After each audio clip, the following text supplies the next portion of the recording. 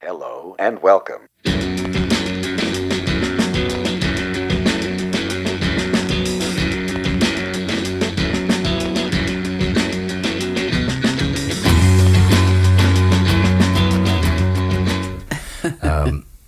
Okay, welcome back to the show. We have Elaine Bomberry with us today. Thank you, Elaine, for coming. Ani, Mark, how's it going? It is going great on this beautiful day. And you're originally from the neighborhood, just down the street. Yeah, I used to live down there on Pearson Rez, we used to call it, my house, big old house.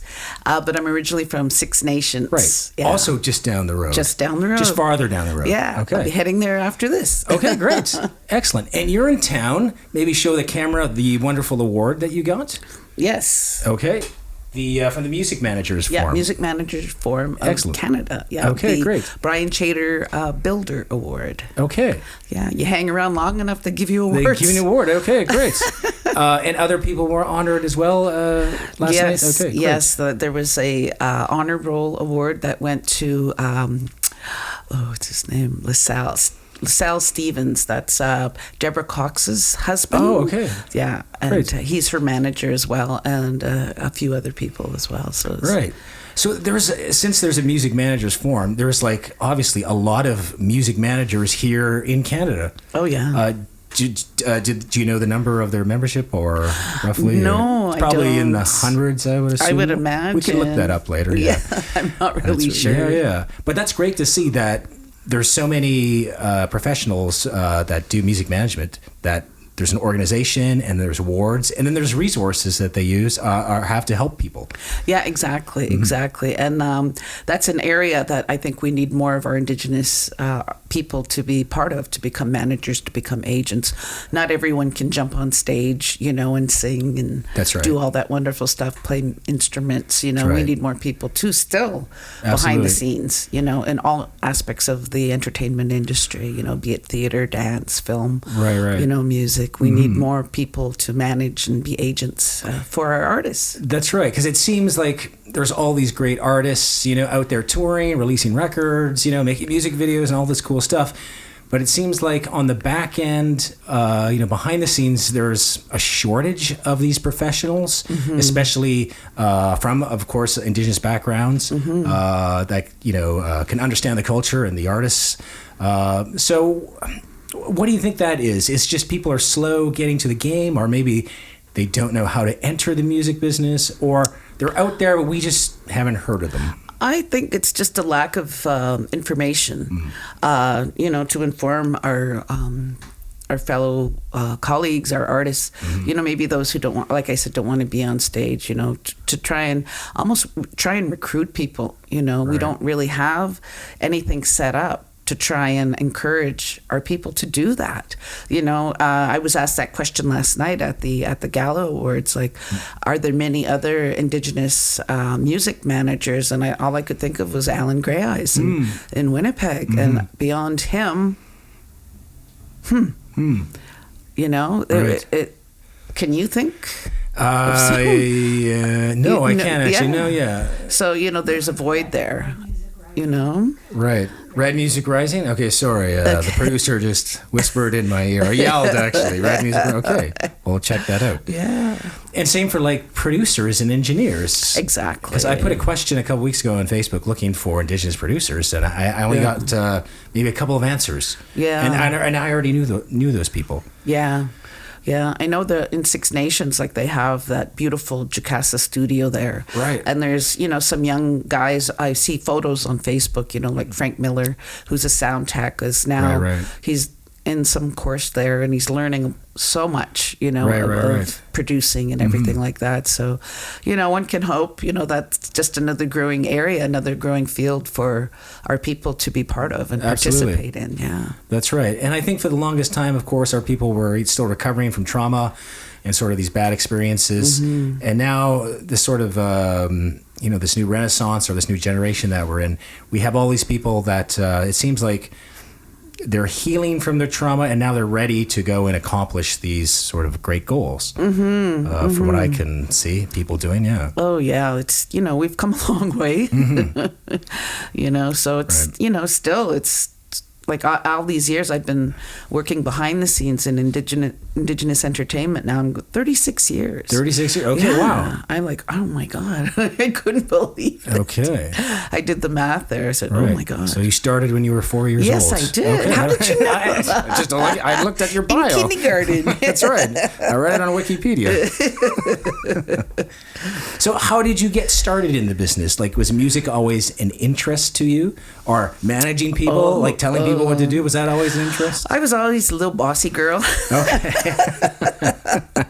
My family calls me Little Miss Bossy Pants, or Bossy Betty is another one. Okay. But no, I grew up in a household full of music. My parents always had a record player. You know, they bought the Columbia House records. You know, you used to get so many albums for, I forget how much it was, and you'd order like 12 albums or something. So we had all kinds of music in my house. Like Patsy Cline, Hank Sr., Jose Feliciano, you know, B.B. King. So it was a really nice cross section.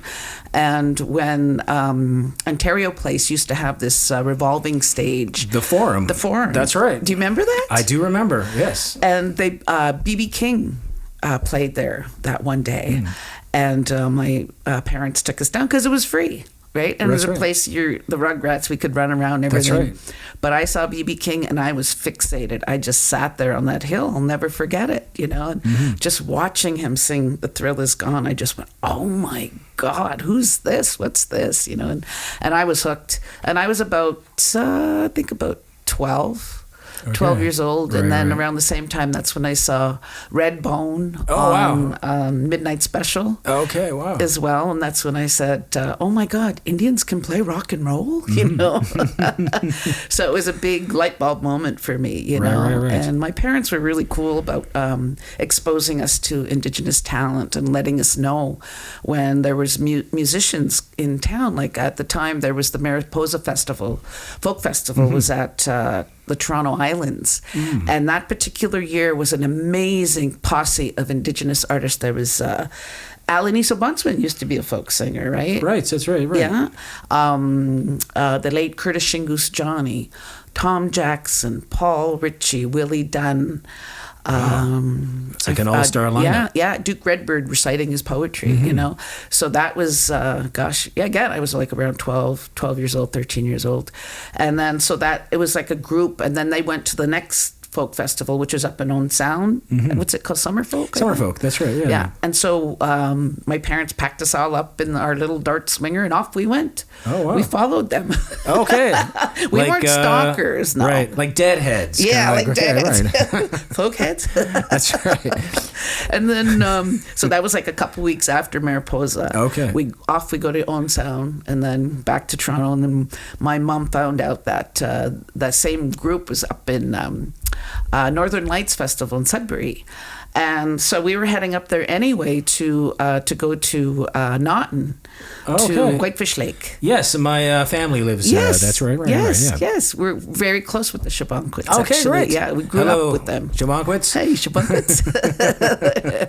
Shout out to them. All right. Yeah, so we were heading up there, and they found out that the same group was playing, you know, the same posse of Indigenous artists. So off we went to Northern Lights Festival again, and then it was just like this seed was planted in my brain. And whenever there'd be an Indigenous actor on television, you're like Johnny Esno back in the day would be on CBC, and my mom would be on the phone calling our family up on Christian Island or in the city, all our cousins say, there's an Indian on TV tonight, because that was a big thing. That's right. We didn't see ourselves. No, that's right. You know, way before APTN, you know. So that's right. That's why I watched the Beachcombers. Yeah. Right. Yeah, exactly. That's right. And it's still on. They brought it back That's again, right? But yeah, like watching that, you know, as well. So it was always, you know, I give my parents all that credit, you know, for making us aware of talent. And I didn't know that would be my life's work, you know. Right. Did you have any other career paths, like while you were attending school, like you wanted to become a doctor or an astronaut? Or I wanted to be a recreation leader. Okay, what is that exactly? Recreation leader. Organizing activities. Oh, okay. Yeah. That sounds like I was fun. always into organizing, you know. Yeah. I was always on student councils. Okay. You know, organizing the dances, and then when I went to work in, I worked at the Union of Ontario Indians. I worked at the, when it was the National Indian Brotherhood, and then it became the Assembly of First Nations. I was there during that transition. And I was a secretary, to the press secretary. Oh, okay. And they would ask the staff, like, who wants to organize the dance, And I'd go, me, right? And I had already graduated from recreation leadership at Humber College. Okay. And so I knew how to put these events together. I would organize golf tournaments and different activities like that, to bring people together, social gatherings. So that's always kind of been my niche, right? But then as I my career went on, I just, developed this really strong connection with the artists. So working at AFN, I got to meet a number of different Indigenous performing artists across the country. Right. As the conferences would go from province, it would vary. And so after I did the first one, and all the staff are mainly females, and they saw what handsome artists I was bringing in. And the next conference, they would ask, okay, who of the staff wants to do it? All the girls put their hands up. And I went, they said, no, Elaine's got this. So I kind of got hooked. You kind of got hooked. Yeah. So who was the first musical artist that you started working with or managing? Murray Porter is actually one of them. Okay. Yeah, because I started All Nations Talent Group. I remember that. That's right, yes. Weren't you one of my clients? I might have been. That's right. Because that was a number of years ago. Yeah, that's right. That was 1990, Mark. Wow, that's been... Oh, my God, that's so long. That's over... I can't do the math. What's it's the math? I don't know. 30 years. Was that 30 years ago? Yeah. Oh, my God. Yeah. Wow. Yeah, you were. That's right.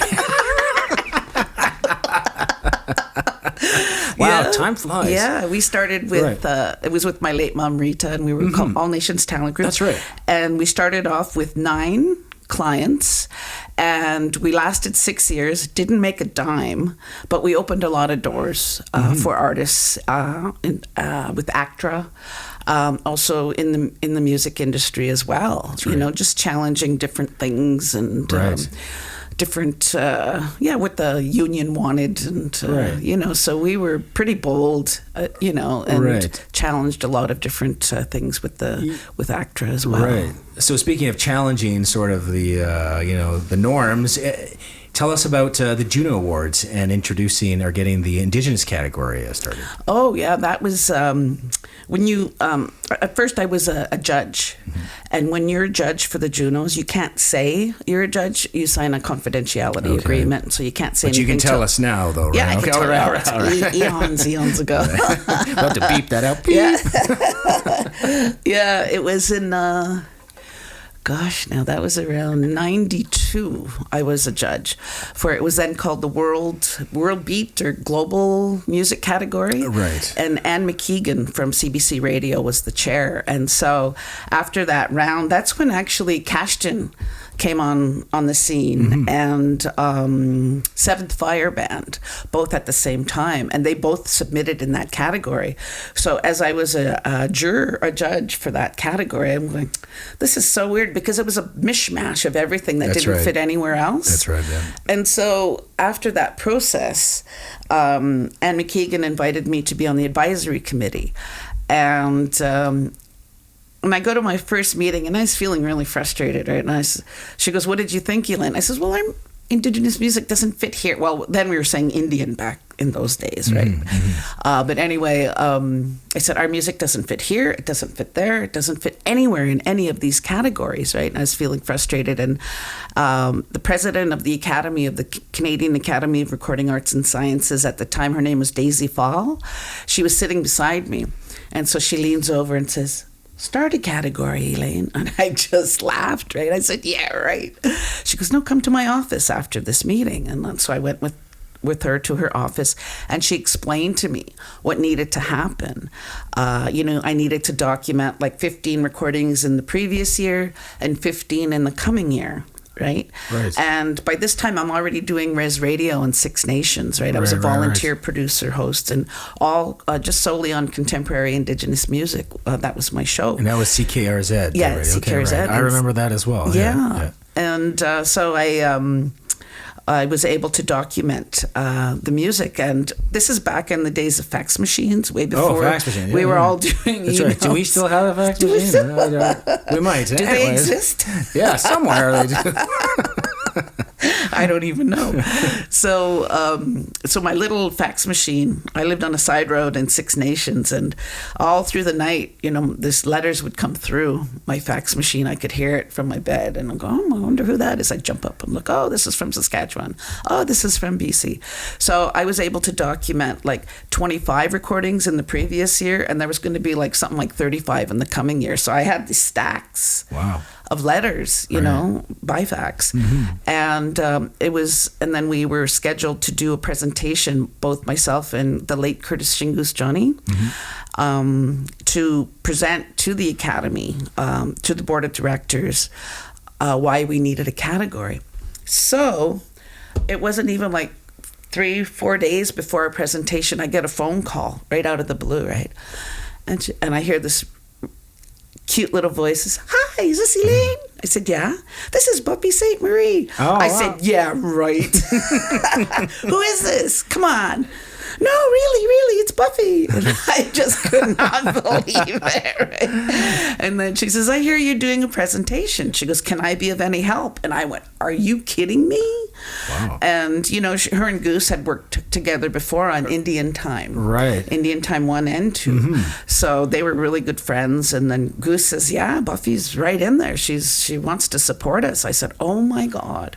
So she says, I want you and Goose to come to my hotel and have dinner, and then we'll talk, about this category. I said, sure. And I already had my letters, all stacked up, and we go and meet her for dinner, and I had about maybe 3 Buffy albums or 4 that our family had, and so I brought them with me to be here. Right, sure, yeah. I said, I have to be a fangirl first, can you autograph my albums? So she signed them, and then I said, okay, let's get down to business, right? And so we talked about it, and then she said that she had written an essay where she compared what was happening with Indigenous music at the time, comparing it to what happened with Black music in the States back in the 30s and 40s when they were starting to record their music. And it was such an eloquent essay. I should have kept it. I don't know what happened to it, but and it was just amazing. She read it to me and Goose, and I was just blown away. And she goes, now let's talk strategy. And I went, strategy or not, you're the first one to walk in that boardroom. We're just underlings, That's right. We'll be behind you. Buffy, Goose, me. Right? So the 3 of us went in, did our pitch. We had 20 minutes to tell the board of directors why we needed this Indigenous category, and we told them that we're going to make it as wide open as possible, so that we could include both contemporary and traditional. And we said that ideally in the next few years, we'll be able to split the category. But it's taken all these years. It just split last year. That's right. But that vision was always in mind. And people tried to say, oh, you're ghettoizing Indigenous music. And he says, no, we're not. We're empowering our musicians, to give them access, to give them a chance to know that they could win a Juno Award themselves. That's right, absolutely. So other than people, maybe saying, are you ghettoizing the genre, were there any other opposition or challenges, even from Karis themselves or anyone else from the business? No. No, okay. No. Because they had never heard this before. Right. No one had ever, brought this to their attention before. Right. So we were the first ones in the gate, right? And so we thought, let's do this. So right.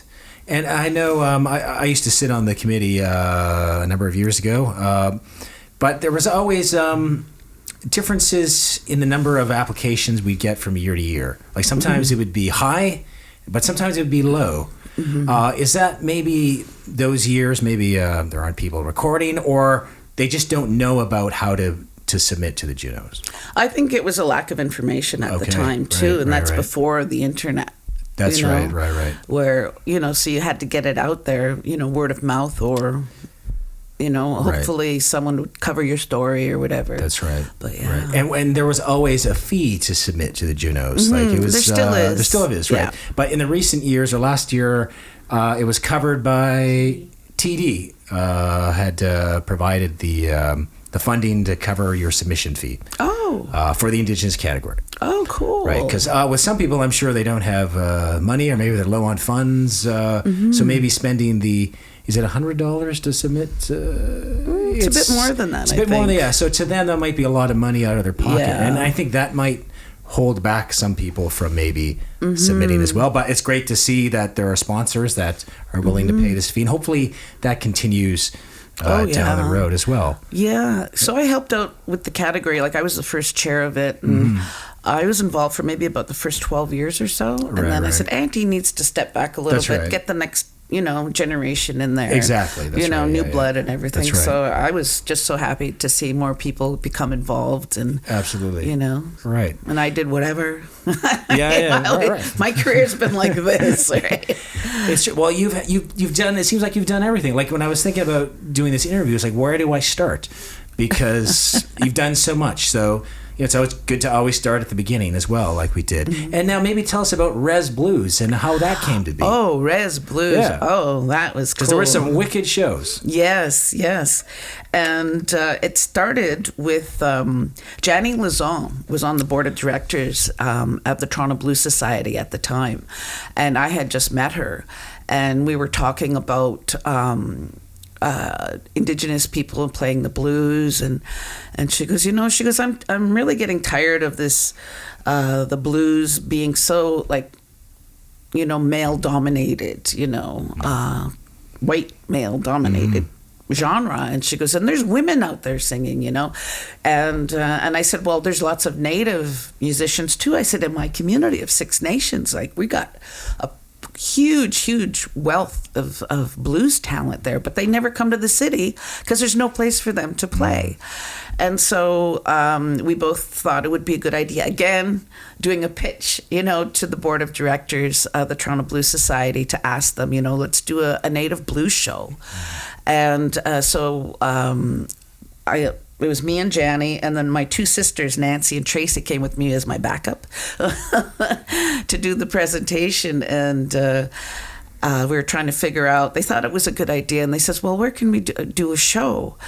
And they said, let's start out small, let's look for a club for 150 people. And I said 150 people. I said, that's my friends and family alone. Right. I said, we need a bigger place. I said, how about 500? And they said, no, that's too big for a first time show. No. Let's go halfway, 350. So that's when the Edgewater Hotel was open just down the street here. Oh, okay, right. Remember that, Ron? I do remember. That's right. And yeah. Queen. Mm-hmm. So that's where we had the first Rez Bluez. Oh, really? Okay, wow. Yeah. That's awesome. And now it's a hotel or something, or is it even there? I don't know. I don't know what that is. It used to be a hotel. Yeah. I think now it's like a business office for the construction, but or I don't know. But that's where our first Rez Bluez was. And so 8:30 that night we were sold out, right? And there were people lined up that we had to be turned away. People drove in from Six Nations. People drove in from out of the city, and were very mad that they couldn't get in. But I just said, hey, what can I say? It's full. And that night, Derek Andrews was the president. He's been the only president of the Toronto Blues Society all these decades. Okay. So that night, it was about 10:30 that night. He says, Elaine, he goes, come here. He goes, you want to do another one? Another Rez Bluez? We can do one in 10 months. I said, sure. And so we went from a club from 350 to 1,200. In 10 months. Oh, wow. And we sold out that one. Okay. And that was way down on the Danforth and Pape. It became a bingo hall. I forget what, it was a performance venue back in the day. And there was a rumor that night that Dan Aykroyd had popped in. Oh, really? And that he popped in drove up on his motorcycle, and his motorcycle was out there. He walked in and listened to a set and then left. But I didn't see him. Okay. So the rumor, got to me, and I was all over the place, backstage and zooming all over the place. So I was trying to find him, and then people, I said, go look, is his motorcycle still out there? They said, no, he's gone. I said, oh man. I don't know. It could have been one of those rumors, Don't know if it was true or not, but it was a good rumor. Wow. Yeah. So we had support of the community radio here in town, CKLN and CIUT. Right. And CKRZ and Six Nations and the Toronto Blues Society. So they supported the first 2 years. And by the third year, everyone went, well, that was fun. But we're okay. We don't want to pursue that. I went, oh, well then I'll take, because I coined the phrase Rez Bluez. I says, well, give me back the name and let me pursue it, because by then I already had All Nations Talent Group. That's right. So I picked it up. Me and my mom started it. So we did it once a year at the Silver Dollar, and that became our home.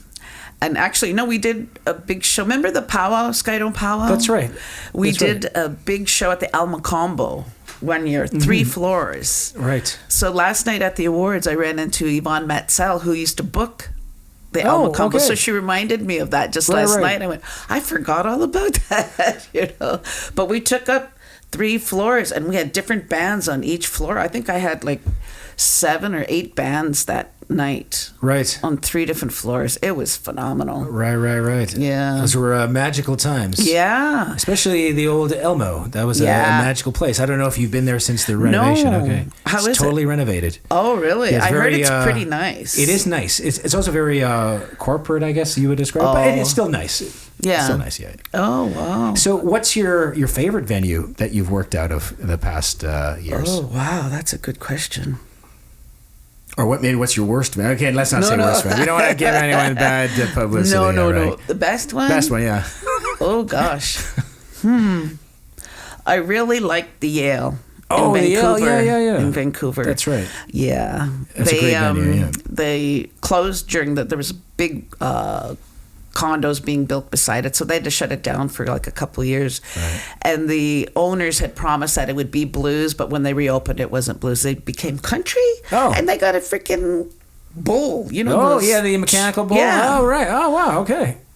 What the heck? You know, so blues venues just started falling to the wayside. But the Yale was the place in Vancouver to go. Right. You know, when people would come into town, you know, we knew to go to the Yale. Oh, yeah. And so I was able to do Rez Bluez there as well. So for a number of years, and get all kinds of different musicians who were coming through town, you know, and say, let's do a show. You know? Right. And even when my husband, Murray Porter, and I would travel, like we'd go to Ottawa, and I'd call up the Rainbow Room, because that's the blues venue there. And I'd say, hey, it's Elaine Bomberry from Rez Bluez. So they knew Rez Bluez could bring in audience, and, you know, we could, you know, I never had to pay rental, you know, never. Right. Oh, good. Ever. I said, I can fill your bar. I said, you'll sell a lot of, you know, your bar sales will be very good. You know, don't worry about anything. Right. So I never, ever had to pay a venue rental. That's great. Not once for Rez Bluez. Okay. Yeah. So I guess in all your years of putting on shows and you know, dealing with musicians, who is the most extraordinary musician that you've met? I mean, they don't have to be extraordinary as in terms of their playing skills. Maybe they have some other talent that we are not aware of. Boy, musicians? Yeah. Well, I have to say my husband. Okay, Murray well, Porter. there we go. Murray Porter, of course, absolutely. He is remarkable. Yes. That's right. You know, he was one of my first clients there in 1990. Right. And then just throughout the years, you know, and helped him get signed to a record label. Right. Then I got dropped. But Well, that was okay. It happens, you know. Happens, and then a few years later, boom, back, you know, called me up and says, okay, that didn't work out. You know, I still want to play, and so I helped him get on his feet again. And then with the Junos, you know, in 2012 he won the Juno for Aboriginal Album of the Year. That's right. So, That's excellent. That's an amazing accomplishment. Where do you keep the Juno Award in your place? By the bed or on a mantle? We actually scored a glass case. Oh, a proper case. I live in a high rise. We both live in a high rise in North Vancouver on the Capilano Res, actually. Okay, right. And people move in and out of there all the time. And so our neighbors across the hall were moving out, and I seen the glass case, and I just, oh man, that'd be perfect for us. And they were moving, right? And I was just doing my laundry, and then I came back up and it was gone. And then I went to do my recycling, and then I saw it just outside our door. I mean, in the basement, it said free on it. They put a sticky note. I went, oh, free. And so I caught the movers just in time, and I said, please, can you help me? Can you bring it back upstairs where it was just across from my hallway where you just brought it from? And they said, sure. I said, and I gave them a CD. I didn't have any money on it. Right. And I told them, and I showed them Murray's Juno, and I said, this is what's going in here. Oh my God! Wow. Yeah, so that was pretty cool. That's awesome. That's great. That's a great story too. Yeah, like your own case for it. Yeah. And it was like the universe wanted it, all that to happen. Exactly. And is this going to go in that case too? Yes, it is. That's what Murray said. Where's that going? Okay. I said, move over. But I was really fortunate there. What year was that now? 2020 or 19? I can't remember. No. Wait, when did Murray win? 2012. So it was 2018 that the Junos were in Vancouver. Right. And Buffy Sainte-Marie won that year. And that was just around the 25th anniversary of the Indigenous category.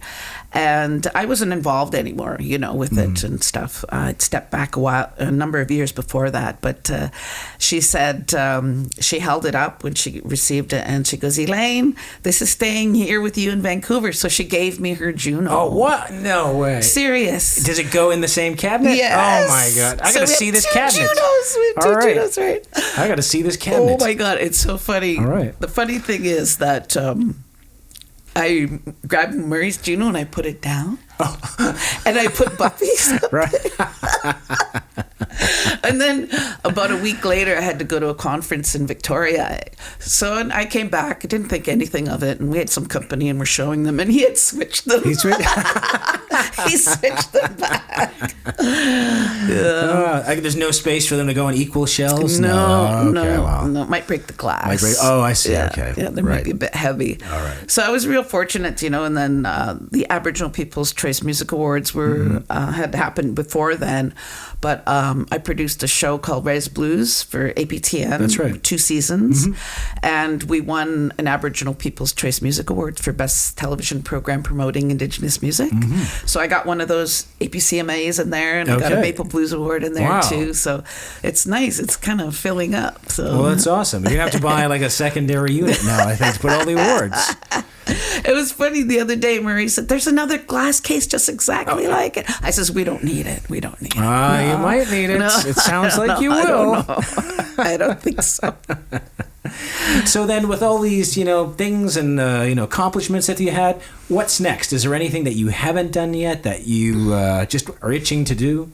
Exactly what we're doing. Okay. All right. This. All right. Hello, we're doing it. Yeah, and you're a part of it. I'm studying you guys like a hawk. No.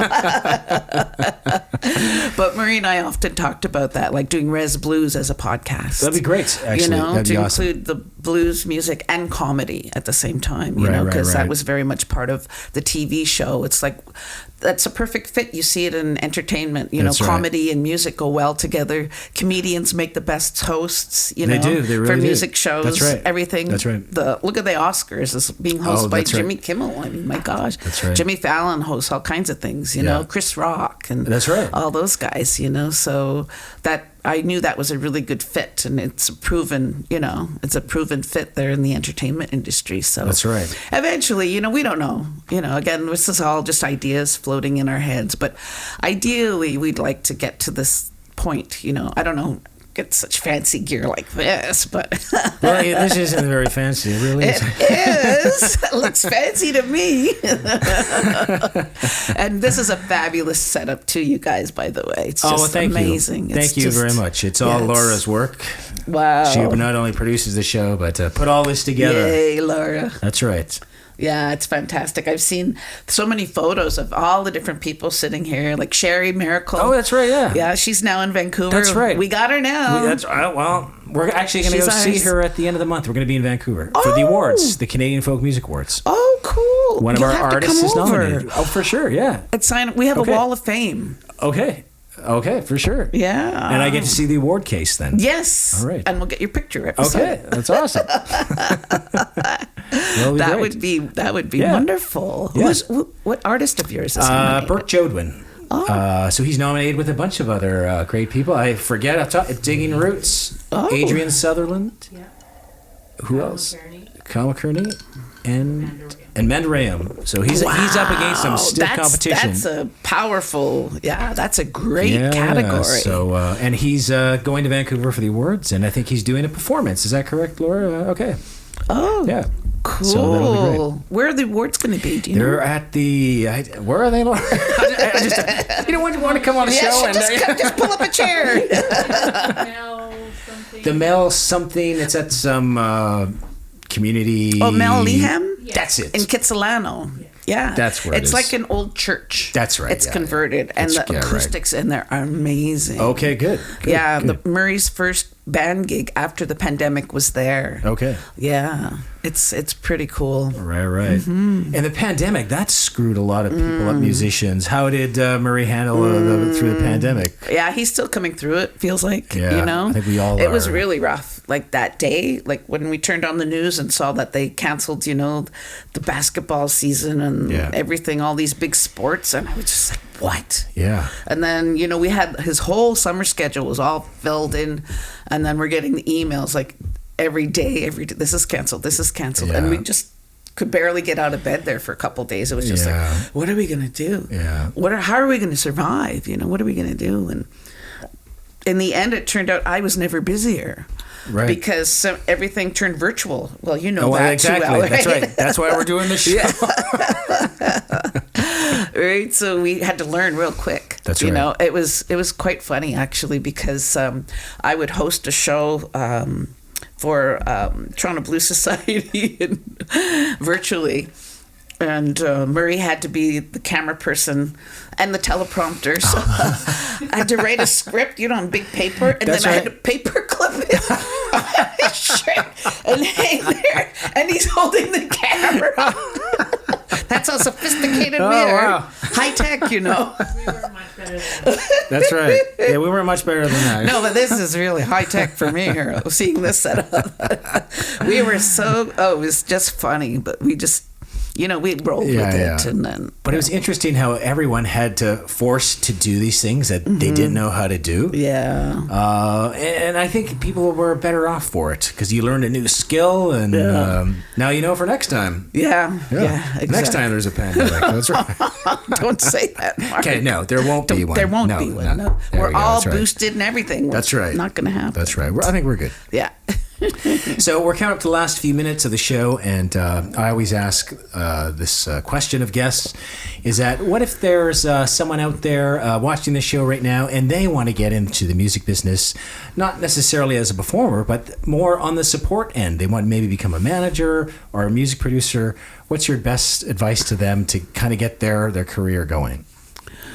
Well, right now, too, there's a lot of different courses you can take. You know, the different, schools like Ryerson and all of that. You can do that route.